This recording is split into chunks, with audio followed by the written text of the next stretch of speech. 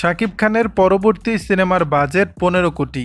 সময়টা বেশ ভালো যাচ্ছে ঢাকাই চলচ্চিত্রের শীর্ষনায়ক শাকিব খানের। এই তারকার পরপর সর্বশেষ ৩টি সিনেমা ব্লকবাস্টার তকমা পেয়েছে। বিশেষ করে গেল ঈদে মুক্তিপ্রাপ্ত তুফান ঢালিউড ইন্ডাস্ট্রির সকল সিনেমার আয়ের রেকর্ড ভেঙেছে। দিনকে দিন নিজেই নিজের একমাত্র প্রতিদ্বন্দ্বী হয়ে উঠছেন শাকিব।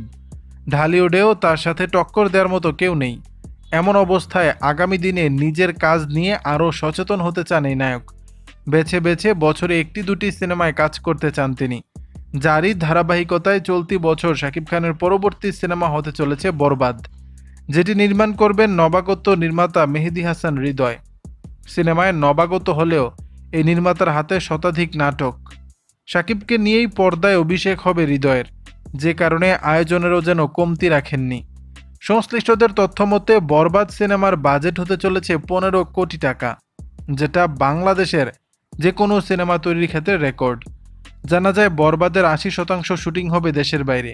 পুরোপুরি অ্যাকশন ভায়োলেন্স ধাঁচের সিনেমা, যেখানে বলিউডের অনেক নির্মাতা শিল্পীরাও যোগ দেবেন।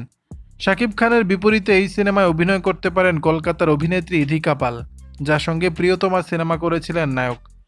ইতিমধ্যেই নাকি সিনেমার প্রি প্রোডাকশনের কাজ শুরু হয়েছে।